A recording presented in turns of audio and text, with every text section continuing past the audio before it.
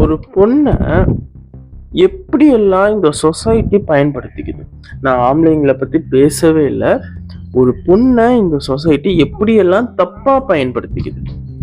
மூவிஸ்லேருந்து போவோம். ஏன்னா, அங்க தான் இது அதிகமா நடக்குது. கதைக்கு சம்மந்தப்பட்ட ஒரு சீன் வருது. அது ஒரு லிப் லாக் சீனா இருக்கட்டும், இல்ல ஒரு பெட்ரூம் சீனா இருக்கட்டும், எந்த சீனா இருந்தாலும் பிரச்சனை இல்ல. அந்த சீனுக்கும், அந்த கதைக்கும் சம்மந்தம் இருக்குன்னா பிரச்சனையே இல்ல. ஆனா ஒரு சீன் வரும், இல்ல ஒரு பாட்டு வரும். அந்த சீனுக்கும், அந்த பாட்டுக்கும், அந்த கதைக்கும் சம்மந்தமே இருக்காது. ஆனா வரும். அதுல ஒரு பொண்ண எவ்ளோ செக்சுவலைஸ் பண்ணி காட்ட முடியுமோ, அவ்ளோ செக்சுவலைஸ் பண்ணி காட்டுவாங்க. எப்படி ஒரு சீன் வந்து தேவை, இல்ல தேவை இல்லன்றத கண்டுபிடிக்கிறதுனா, ஒரு சீன் வந்து அந்த படத்துல ஒரு பெரிய இம்பாக்ட் கிரியேட் பண்ணலனா, அது தேவையில்லாத சீன் தான். அது சும்மா ஒரு ஃபில்லரா யூஸ் பண்றாங்க. உதாரணத்துக்கு நம்ம சுந்தர் சி அண்ணன், அரண்மனை. நான் இவரு மட்டும் தான் தப்பு பண்ணியிருக்காருன்னு சொல்லல. இவரும் தப்பு பண்ணியிருக்காருன்னு சொல்றேன். சரி, இவர விட்டுருவோம். நம்ம இதே மாரி ஒரு காஞ்சனா, நம்ம லாரன்ஸ் அண்ணன். கடைசியா வந்த காஞ்சனா மூவில ஒரு 3 ஃபீமேல் கேரக்டர் வந்திருப்பாங்க. அதுல ஒருத்தங்க வந்து ஓவியா. இந்த 3 பேருமே ஒரு ஃபில்லர் கேரக்டர் தான். நீங்க ஃபில்லரா பயன்படுத்துறதுலலாம் எந்த தப்பும் இல்ல. ஆனா நீங்க எப்படி பயன்படுத்துறீங்க? அதுதான் மேட்டர். ஹாலிவுட்ல இதெல்லாம் நடக்கிறது இல்லையா? அதெல்லாம் உன் கண்ணுக்கு தெரியாதான்னு கேட்டீங்கன்னா, எங்க நடந்தாலும் தப்பு தப்பு தான். ஆனா ஹாலிவுட்ல நீங்க தியேட்டருக்குள்ள ஒரு ஸ்கிரீன்ல ஒரு ஒரு ஒரு ஒரு பொண்ண பாக்குறீங்கன்னா, அதே மாரி பொண்ணு, அதே மாரி காஸ்டியூம்ல தியேட்டருக்கு வெளியவும் இருப்பாங்க. ஆனா இங்க அப்படி இல்ல. இன்ஃபேக்ட் சொல்லப்போனா, ஒரு ஷாட் எடுத்து முடிச்சதுக்கு அப்புறம், அந்த ஃபீமேல் கேரக்டரே, அந்த ஆக்ட் பண்ணவங்களே ஒரு போர்வ எடுத்து போத்திப்பாங்க. ஏன்னா, அவங்களுக்கு அந்த காஸ்டியூம் வந்து கம்ஃபர்டபுளா இல்ல. இதுல பெண்களுக்கு எந்த விதமான பங்கும் இல்லையான்னு கேட்டீங்கன்னா, சி நான் இப்படிலாம் நடிக்க மாட்டேன், அப்படிலாம் நடிக்க மாட்டேன்னு சொன்ன எத்தனையோ ஆக்ட்ரஸ் ஃபீல்ட் அவுட் ஆயிருக்காங்க. எத்தனையோ பேரு நமக்கு வேற வழியே இல்ல, இப்படி இருந்தாதான் இந்த இண்டஸ்ட்ரியில சர்வே பண்ண முடியும்னு அப்படி நடிச்சும் இருக்காங்க. உங்களுக்கு இன்னும் நான் என்ன சொல்ல வரேன்றது புரியலன்னா, நெறைய மூவிஸ் யூடியூப்ல அப்லோட் பண்ணுவாங்க. லீகலா அந்த புரொடக்ஷன் ஹவுஸே அவங்களுக்குன்னு ஒரு சேனல் கிரியேட் பண்ணி அப்லோட் பண்ணுவாங்க. ஒரு 5 படத்த பார்ப்போமே. இந்த மூவிஸோட தம்ப்நெயில மட்டும் பாருங்களேன். இந்த படத்துல இப்படி ஒரு சீன் வந்திருக்கும். இல்லன்னு நான் சொல்லல. ஆனா இது எல்லாமே ஒரு ஃபில்லர் சீன் தான். இல்ல ஒரு சாங்கா இருக்கலாம். அத தம்ப்நெயிலா போடுற அளவுக்கு ஒண்ணுமே இல்லையே. இத பாருங்க. இந்த சீன் அந்த மூவில வரவே இல்ல. இத பத்தி தான் நான் பேசிட்டு இருக்கேன். இதே மாரி தான் ஒரு கமர்ஷியல் ஆட்ஸ்லயோ, இல்ல ஒரு ரோட்ல நீங்க போகும்போது ஒரு பேனர் வச்சிருப்பாங்கல்ல பெருசா.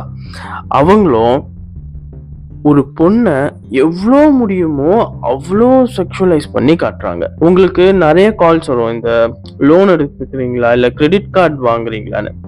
அதுலலாம் மோஸ்ட்லி பொண்ணுங்க தான் இருப்பாங்க. அது ஏன்? ஒரு பையன் கால் பண்ணா எவன் பேசுவான்? அதே ஒரு பொண்ணா இருக்கும்போது, நீங்க ஒரு 2, 3 நிமிஷமாவது அந்த காலோட டியூரேஷன இழுக்கலாம். இவனுங்க செக்சுவலைஸ் பண்றாங்கன்னுலாம் நான் சொல்ல மாட்டேன். ஆனா இவங்களும் ஒரு மோசமான விதத்துல தான் அவங்கள பயன்படுத்திக்கிறாங்க. இதுக்கு முன்னாடி நான் சொல்லியிருப்பேன், மூவிஸ்ல எப்படி வந்து ஒரு பொண்ண தவறா பயன்படுத்துறாங்கன்னு. இப்ப அதே பொண்ணு, அதே விஷயத்த அவங்க சோசியல் மீடியா அக்கவுண்ட்ல பயன்படுத்தினா அது தப்பு. ஆனா மூவிஸ்ல பண்ணலாம். அது தப்பு இல்ல. சரி, இப்போ இத விட்டுருவோம். நீங்க என்னைக்காவது நோட்டீஸ் பண்ணியிருக்கீங்களா? ஒரு பெரிய இஷ்யூ வெடிக்கும்போது, உதாரணத்துக்கு இந்த டாக்டர் இஷ்யூ வெடிக்கும்போது, வெடிச்சதுக்கு அப்புறம் அத சம்பந்தப்பட்டே அதே மாரி நெறைய கேஸஸ் வந்து நியூஸ்ல வரும். இந்த டாக்டருக்கு இப்படி ஆனதுனால தான் மத்த இடத்துலயும் இப்படி நடக்குதா? இல்ல இந்த நியூஸ் வெளிய வந்ததுனால தான் இந்த நியூஸும் வெளிய வந்திருக்கா? எல்லா ஸ்டேட்லயும், எல்லா நாட்டிலயும் இது நடந்துட்டே தான் இருக்கு. நம்ம தான் கவனிக்கிறது இல்ல. ஒரு 1000 கேஸ்ல ஒரு கேஸ கவனிப்போம். அதையும் ஃபாலோ பண்ண மாட்டோம். கொஞ்ச நாள் ஃபாலோ பண்ணுவோம். அதுக்கப்புறம் விட்டுருவோம். சரி, ஏன் இப்படி அதிகமா நடக்குது?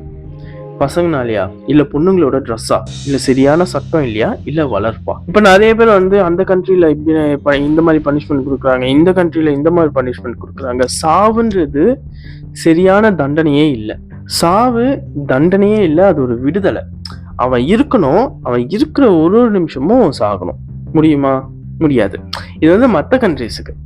இந்தியால அப்படியே நேர் மாறா இருக்கும். இங்க ஒருத்தன் தப்பு செஞ்சானா, எல்லா எவிடன்ஸும் இருக்குன்னாலுமே பல 100 ஆண்டுகள் ஆகும் அவன் தண்டனையை அனுபவிக்கிறதுக்கு. அப்படியே நீ கஷ்டப்பட்டு நிரூபிச்சு அவனை உள்ள தள்ளினாலும் அவன் பாவதையோ இல்ல அவன் கிட்ட இருக்க காசையோ கொடுத்துட்டு வெளில வந்துருவோம். சரி, என்ன நீ சட்டத்தையே மதிக்க மாட்டியா, சட்டத்து மேல நம்பிக்கை இல்லையான்னு கேட்டீங்கன்னா, எனக்கு மரியாதையும் இருக்கு, நம்பிக்கையும் இருக்கு.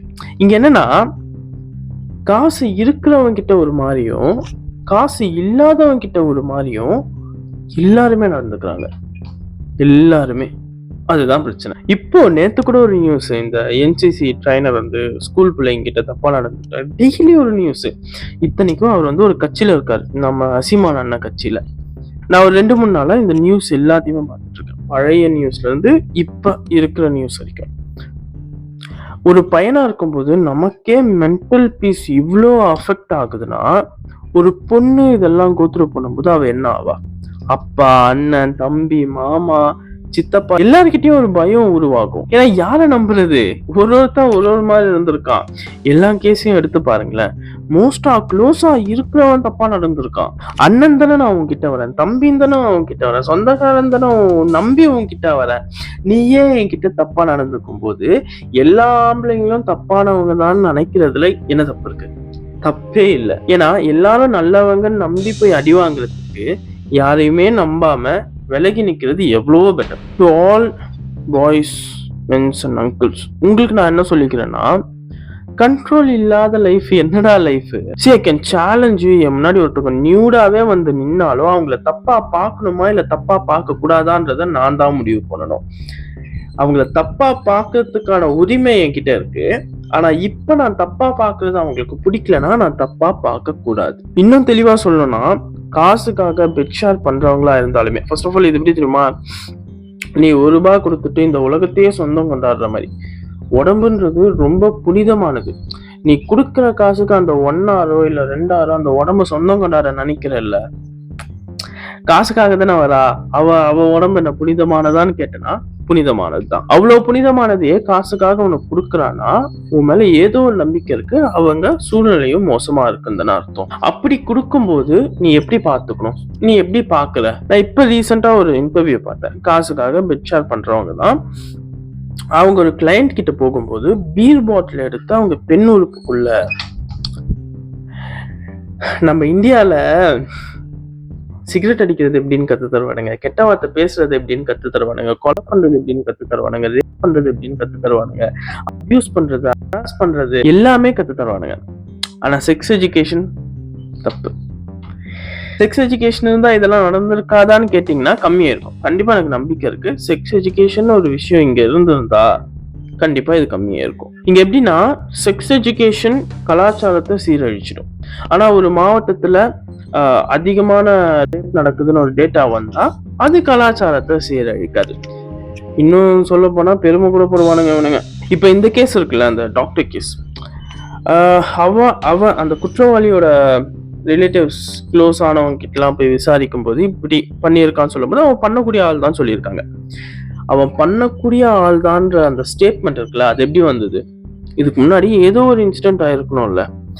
அப்பவே அந்த இன்சிடென்ட் அப்பவே காது மேலேயும் ஒண்ணு வச்சு ஓரமா உட்கார வச்சிருந்தா இந்த பிரச்சனை இவ்வளவு சீரியஸா முடிஞ்சிருக்குமா? சின்ன பையன் தெரியாம பண்ணிட்டான், நாளைக்கு வெளியே சொன்னா மானந்தாமா போகும். எனக்கு புரியல. ஒரு பிரச்சனை ரொம்ப சிவியரானதுக்கு அப்புறம் தான் உங்க பார்வை அது மேல போகுமா? அதுக்கு முன்னாடியே உங்க பார்வைக்கு வந்தாலும் அதை இக்னோர் பண்றதுல என்னடா லாஜிக் இருக்கு? நான் இன்னொரு கேஸ் ஒண்ணு பார்த்தேன். ஒரு அம்மா தன்னுடைய மகளையே தன்னுடைய கள்ளக்காதலனுக்கு, இது எதுக்குன்னா கருமுட்டை தானம். நான் இதுக்கு முன்னாடி சொல்லியிருப்பேன், அண்ணனை பார்த்தா பயம் வரும். இந்த மாதிரி நியூஸ் எல்லாம் வந்ததுக்கு அப்புறம் அண்ணனை பார்த்தாவோ தம்பியை பார்த்தாவோ பயம் வரும், சொந்தக்காரனை பார்த்தா கூட பயம் வரும். இப்ப அம்மாவை பார்த்தாலும் பயம் வரணும். நான் என்ன சொல்றேன்னா, பொண்ணுங்களா வெளில வந்தீங்கன்னா கத்தியோட வாங்க. இல்ல நம்ம அண்ணன் சொன்னார்ல 8 மணிக்கு மேல வெளில வராதீங்கன்னு, அந்த மாதிரி வீட்டுல பூட்டிக்கோங்க. யாருக்கு தெரியும் 8 மணிக்கு மேல நீ ஏண்டி வெளில வரல, நான் உள்ள வரேன்னு கதவை உடைச்சிட்டு கூட உள்ள வரலாம். ஒண்ணு பண்ணுங்க, அண்டர் கிரவுண்ட்ல ஏதாவது ரூம் செட் பண்ணி உள்ள போய் பூட்டிக்கோங்க. ஏன்னா இவனுங்க கடைசி வரைக்கும் பசங்களை எஜுகேட் பண்ண மாட்டாங்க. பொண்ணுங்க தான் வந்து பசங்களை தூண்டுறாங்க, செக்ஷுவல் ஷிட்டை வந்து தூண்டுறாங்க. அதனால பொண்ணுங்க மேலதான் தப்பு இருக்குன்னு கேஸைய மாத்திடுவானுங்க. சோ என் கூட ஒரு பொண்ணு இருக்கானா, அவ கம்ஃபர்டபுளா ஃபீல் பண்றானா, அதுக்கு காரணம் நான் வளர்ந்த விதம். அவ கம்ஃபர்டபுளா ஃபீல் பண்றனா, அதுக்கும் காரணம் நான் வளர்ந்த விதம் தான். Individual responsibility matters. இந்த ஆம்பளையா இருக்கிறதுக்கு பெருமைப்படுறதுக்கு ஒரு கூட்டம் சுத்திட்டு இருக்கு, தற்குறி கூட்டம். அதே மாதிரி இப்போ ஆம்பளையா இருக்கிறதுக்கே அசிங்கப்படுற ஒரு கூட்டமும் சுத்திட்டு இருக்கு. அதுல நானும் ஒருத்தன். ஏன்னா இவனுங்க நடந்துக்கிறது அப்படி. இந்த டாக்டர் கேஸ்ல எடுத்துக்கோங்களேன். செக்ஸ் மட்டும் தான் அவன் டார்கெட்னா அவன் அதுலதான் ஃபோக்கஸ் பண்ணிருப்பான். கை காலை உடைச்சி ஸ்கின்னை பீல் பண்ணி எடுக்கிற அளவுக்கு என்ன வெறி. எல்லாம் சொல்லுவாங்களே, இப்படி ஒரு பிரச்சனை நடந்ததுக்கு அப்புறம் இந்த மாதிரி தப்பு பண்ணவே இன்னொருத்தன் பயப்படணும்னு. பயப்பட தேவையே இல்லை. அவன் புரிஞ்சுக்கணும், பொண்ணுன்னா இப்படிதான், அவகிட்ட இப்படி நடந்துக்க கூடாதுன்னு புரிஞ்சுக்கிட்டாவே போதும். ஏன்னா பயத்துல இருந்து ஈஸியா உடைச்சிட்டு வெளில வந்துடலாம். மனசாட்சியை உடைச்சிட்டுலாம் வெளில வர முடியாது. மேபி வரலாம், வருவானுங்க. இது ரொம்ப சிம்பிள் தான். என் அவளாக இருப்பினும் அவள் விருப்பமின்றி நுனி நகமும் அவளை தீண்டாது, தீண்டவும் கூடாது. இதை புரிஞ்சுக்கிட்டாவே போதும். யாருக்கிட்டையுமே நம்ம தப்பா நடந்துக்க மாட்டோம்னு நினைக்கிறேன்.